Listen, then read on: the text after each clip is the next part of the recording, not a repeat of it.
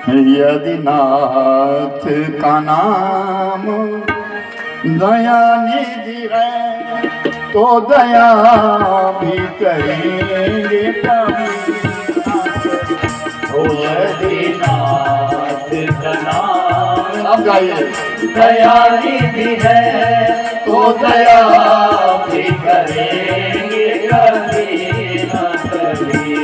तो दया भी करेंगे कभी ना कभी। तो दया भी करेंगे कभी ना कभी। तो दया भी करेंगे कभी ना कभी। तो दया भी करेंगे कभी न कभी। ओ यदि नाथ का नाम दया निधि है तो दया भी करेंगे कभी न कभी।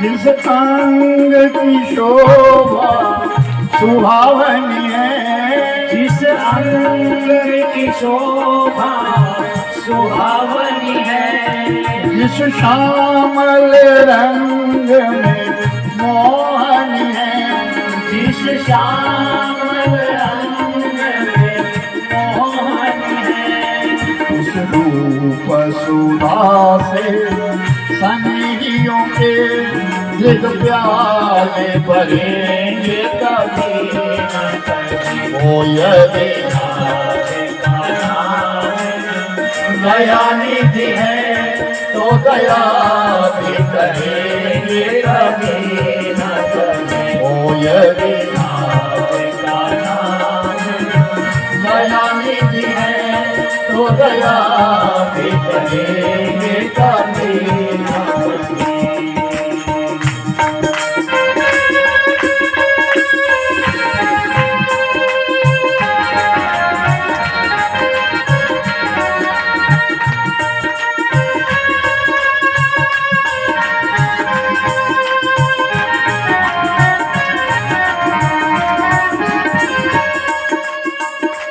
जहाँ गीत निषाद का आदर है, जहाँ गीत निषाद का आदर है, जहाँ व्याद आजान का घर है, जहाँ ब्याज अजामिल का घर है, वही भेष बनाकर उस घर में, वही भेष बनाकर उस घर में हम जाएंगे कभी ना कभी।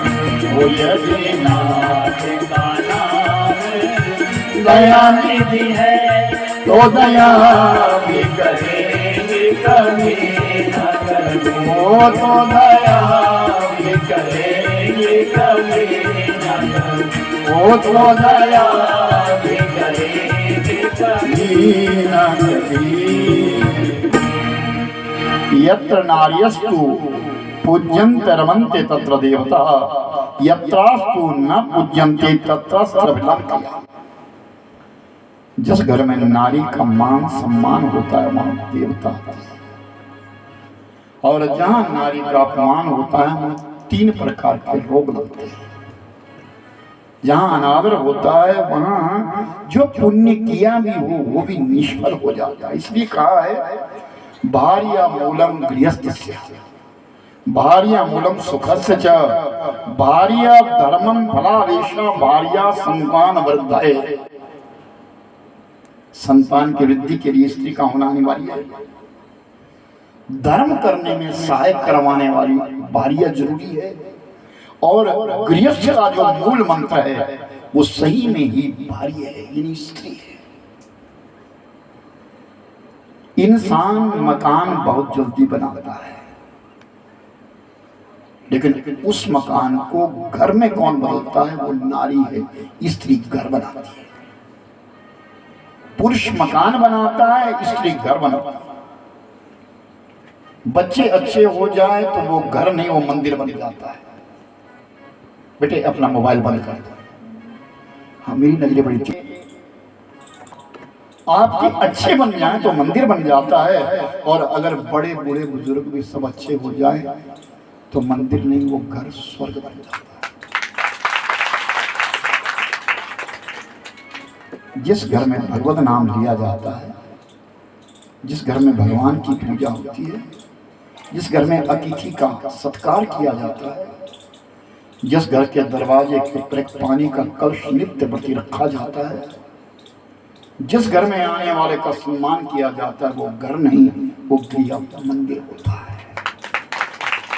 तो हम सब भारतीय हैं, हमको चाहिए कि हमारा घर नहीं, हमारा घर मंदिर बने जहां कोई व्यसन हो।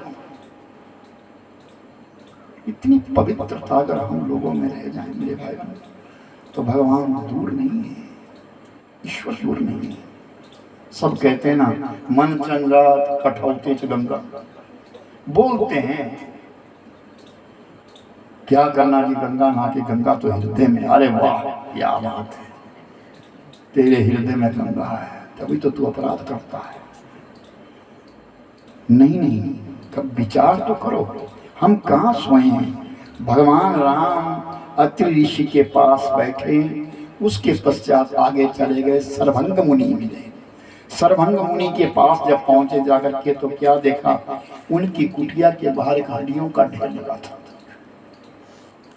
उन हड्डियों के ढेर को देख करके भगवान राम ने पूछा, महाराज ये हड्डियां कैसी? ये सब साधु संतों की हड्डियां हैं। राक्षस आते हैं इस वन में और साधुओं को खा जाते हैं। जो धर्म करने लगता है, जो पुण्य कमाने लगता है, जो पूजा पाठ करने लगता है, जो भगवान की स्तुति करने लगता है, उसी समय रावण के भेजे हुए बहुत सारे दानव आ जाते हैं, ऋषि मुनियों को खा जाते हैं। उनकी हड्डियों का ढेर है। भगवान राम ने उस वन में बहुत सारे दानवों को, राक्षसों को मारा। वहां से चले गए, सुतीक्ष्ण मुनि के पास पहुंचे। भगवान राम का एक कर्तव्य है कि मैं ऋषि मुनियों की शरण में जाऊंगा, कुछ ना कुछ उपलब्धि होगी, मैं कुछ सीखूंगा। वहां से आगे चले गए, अगस्त्य मुनि के आश्रम में पहुंचे, जिस अगस्त्य ने समुद्र को अपनी अंजलि में डाल करके पी लिया था। ऐसे साधु उनके आश्रम में गए, बड़े प्रेम से वहां बैठे। फिर अगस्त्य मुनि से कहा, महाराज मेरी वनवास के 2 साल अवधि बाकी बची है, आप बताओ हम कहाँ रहे, हम कहाँ जाए? तो मेरे भाई बहन, अगस्त्य ऋषि ने कहा, राम आगे चले जाओ, आगे पंचवटी है, जिसका नाम गोदावरी नदी के तट के ऊपर है, जिसको पंचवटी कहते हैं। दंडकारण्य में एक आरण्य, आरण्य कहते हैं जंगल, उस जंगल का नाम दंडकारण्य है। उस दंडकारण्य के बीच में एक पंचवटी है, जहाँ बहुत सारे साधु संत रहते हैं। वहां जाओ और वहां निवास करो। भगवान राम, लक्ष्मण और वैदेही तीनों चले हैं, और जाकर के पंचवटी में जब पहुंचे तो सबसे पहले एक पक्षी मिला, जिसका नाम था जटायु। और जटायु ने देखा, ये तो भगवान है, प्रभु। तो बातें करी बड़े आदर से, प्रभु आप यहाँ रहिए, प्रेम से रहिए, आनंद पूर्वक रहिए, और जो आपको सहायता चाहिए मुझसे कहिए। मैं पक्षी हूँ, मैं राजा हूँ, और मैं आपकी सहायता करूँगा, पक्ष करूँगा। तो भगवान राम के लिए वहां के निषादों ने, वहां के बिल्लों ने पता लग गया प्रभु आ गए, परमात्मा आए हैं। तो कुटिया का निर्माण किया, बहुत सुंदर कुटिया बनाई, जिसका चौड़ा आंगन रखा, और सीता मैया गोबर लेकर के आई, और सीता मैया ने गोबर का उपलेपन किया, आंगन को सुसज्जित कर दिया, कुटिया का निर्माण हो गया। भगवान राम कुटिया में बैठे, सीता बैठी, लक्ष्मण जी बाहर घूम रहे हैं। थोड़ी देर बाद भगवान राम आ गए, कंदमूल फल लाए गए हैं, और सब प्रेम से खाने लगे। तो लक्ष्मण ने उस पंचवटी